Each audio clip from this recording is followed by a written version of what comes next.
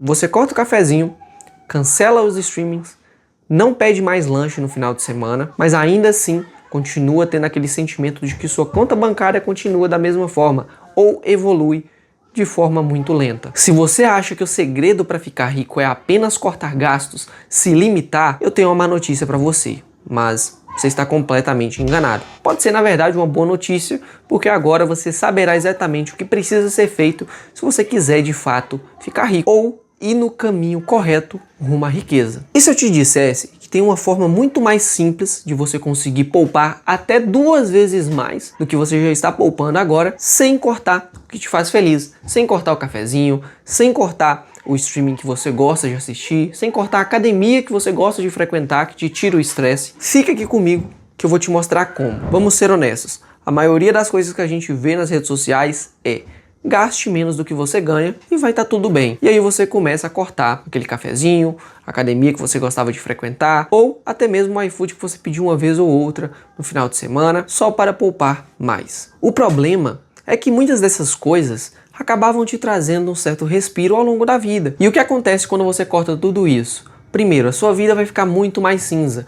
Você agora não tem mais aquele respiro à noite após trabalhar muito, você estava acostumado a ter, assistir sua Netflix. Agora você não tem mais aquele cafezinho de manhã que você gostava de tomar para ir trabalhar com mais energia, com mais foco. Você não tem mais aquela academia para tirar o seu estresse, para você dormir melhor. E tudo isso vai fazendo com que você não aproveite a vida e sinta-se privado, fazendo um sacrifício para que no futuro você venha colher os resultados. Pode ser que quando você começar a colher esses resultados, a sua vida já passou, você perdeu muita coisa e pode acabar se arrependendo por tudo isso. Esse é o tipo de pessoa que eu chamo de poupador sofredor. Aquela pessoa que se esforça ao máximo, ela busca reduzir seus gastos, mas infelizmente o retorno é muito baixo. E o pior é que essa mentalidade te impede de ver exatamente onde você deve agir e mudar. Deixa eu te contar uma história. O Lucas é um rapaz trabalhador que tem sonhos, tem desejo de crescer financeiramente, talvez comprar uma casa, comprar um carro.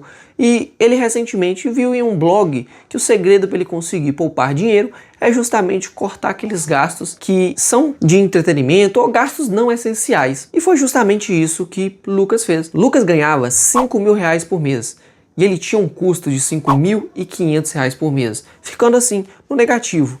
Ele começou pensando: eu vou ficar no 0 a 0 primeiro, depois eu começo a pensar nessa questão de investimentos. Os gastos dele era basicamente o seguinte: R$4.000 de aluguel e R$1.000 de gastos essenciais, energia, água, internet, roupas, aqueles gastos que ele precisava ter para viver. E esses outros R$500 que excediam o orçamento era justamente a academia que ele fazia, o cafezinho que ele tomava, o iFood e também a Netflix que ele pagava. No total, ele cortou todos esses gastos que ele tinha com café, com academia, com iFood e com streamings. Cortou tudo. Porém, após esse corte de gastos, ele começou a ter uma vida muito mais estressante. Começou a passar mais ansiedade, começou a ficar muito mais irritado. E o pior de tudo é que se surgisse algum imprevisto, ele não teria a quem recorrer, senão um cartão de crédito ou cheque especial. Lucas estava enxugando o gelo, gastando 80% do seu tempo e seu esforço para reduzir os gastos que não correspondiam a nem 10% de todo o seu gasto mensal, o seu custo mensal. O que Lucas não conhecia era a regra de Pareto, o princípio de 80-20. Esse princípio nos diz que em muitos casos, em muitas situações, 80% dos resultados virão de apenas 20%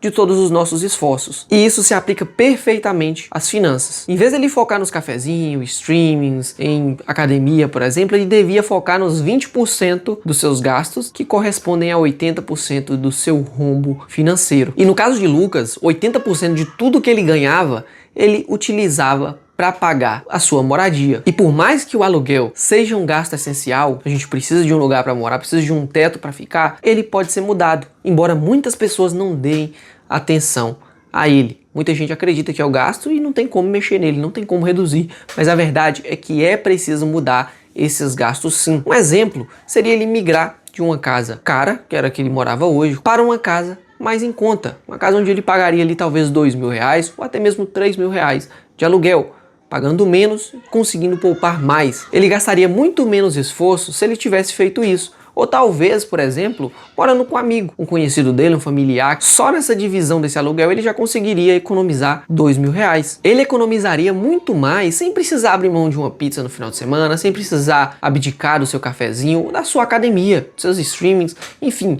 Ele conseguiria de fato agir onde deve ser feita a mudança. Aqui você entende que é necessário prestar atenção no que realmente vai fazer diferença no seu orçamento. E como que você encontra isso? É simples, eu vou te dar aqui o passo a passo para você fazer agora na prática. Eu quero que você pegue agora o seu extrato bancário dos últimos 3 ou 5 meses, um histórico das suas compras e procure as 3 ou 5 maiores compras que você fez, os 5 maiores gastos que você fez em todos esses meses. Vai haver um padrão, eu te garanto, vai haver um padrão nesses gastos. Um desses gastos, por exemplo, é o transporte, é o carro que você usa para ir trabalhar. Talvez seja o custo com combustível, seguro, seja manutenção, tudo isso inclui no custo com esse transporte. Nesse momento, se você tem um carro muito caro, você poderia, por exemplo, trocar para um carro mais barato, para pagar menos combustível, menos IPVA e menos seguro. Geralmente, quanto maior o carro, mais caro o carro, maior o seguro dele. Também mais cara a manutenção, mais cara as peças. E geralmente ele vai consumir mais, porque muitas vezes é um carro mais potente. Então só aí você conseguiria talvez economizar muito mais dinheiro no transporte. Outro gasto que está incluso nesses aqui, geralmente segue esse padrão, é o gasto com moradia. É a casa que você mora. Você deve perceber se você está pagando um aluguel caro demais, alto demais para sua realidade atual. Se você estiver passando por essa questão, pode pensar em reduzir, por exemplo, esse aluguel pegando um imóvel um pouco menor ou um pouquinho mais afastado do centro. Enfim, reduzir esse custo de moradia. Anote todas elas no papel. Pode ser no papel que você encontrar aí na sua frente, no caderno que você não usa, no celular mesmo, ou até mesmo no Excel, se você tiver conhecimento de como utiliza esse tipo de plataforma. Eu te dei alguns exemplos aqui do que você pode fazer para cada um desses tipos de situação, mas se a sua situação for diferente, você precisa pensar a respeito. Olhe esses gastos escritos e pense como que eu consigo reduzir esse gasto totalmente ou 30%, 40%. Como que eu consigo reduzir esse gasto? Ou melhor, muitas vezes você nem vai querer reduzir, você vai querer otimizar, gastar de uma forma inteligente. Muitas vezes você nem vai precisar trocar de carro. Trocando de seguro que você tem nesse carro, você vai economizar demais. Você pode negociar seu plano de internet. Eu vejo muita gente que tem planos aí de 500 mega, 600, 700 mega. Essa pessoa utiliza a sua internet para ver redes sociais, ver YouTube, ver Instagram, ver Netflix. Eu não vejo necessidade na pessoa ter uma velocidade de internet tão alta, sendo que ela utiliza esses recursos que não consomem tanto assim de internet. Quer dizer, não precisa de uma velocidade tão alta de internet. Então ela pode negociar o plano dela, pegar um plano mais barato, pegar um plano mais baixo, que vai sim suprir as necessidades dela, mas onde ela vai economizar muito dinheiro. E o próximo passo é começar a automatizar os seus investimentos. Você fez ali toda essa questão, esse levantamento, viu onde você consegue economizar e já está colocando em prática e já está economizando, é muito importante você automatizar os seus investimentos para que o seu dinheiro não fique parado na conta à sua vista. Porque se você vê esse dinheiro, a chance de você gastar ele é muito alta. Você automatizando esse investimento, assim que o dinheiro cai na conta, ele vai ser investido e você não verá esse dinheiro na conta. É importante porque muita gente vê aquele dinheiro ali e pensa, tá disponível, vou gastar. A riqueza não deve ser construída sobre privação e sacrifício. Você precisa viver o momento, você precisa aproveitar a vida enquanto você consegue também construir esse patrimônio. Muitas vezes é difícil, por isso que você precisa fazer um planejamento a respeito de seus investimentos, a respeito de suas finanças, porque você tendo umas finanças bem estruturadas, você vai conseguir um pouco dos dois, tanto investir como aproveitar e ser feliz ao longo da vida. Agora eu tenho um desafio para você. Eu quero que você faça o lançamento de todos os seus gastos e encontre o seu vilão financeiro. Quero que você busque medidas para reduzir ele e comente aqui abaixo. Que vilão era esse e qual a sua decisão a respeito dele e como que você vai acabar com ele. Espero que você tenha gostado do vídeo. Se gostou, curta esse vídeo para o YouTube perceber que ele ajuda pessoas e recomende para cada vez mais pessoas. E se você gosta desse tipo de conteúdo, pense em se inscrever no canal e ativar o sininho para receber vídeos novos sempre que eu postar aqui. Espero que tenha gostado do vídeo e te espero no próximo. Valeu!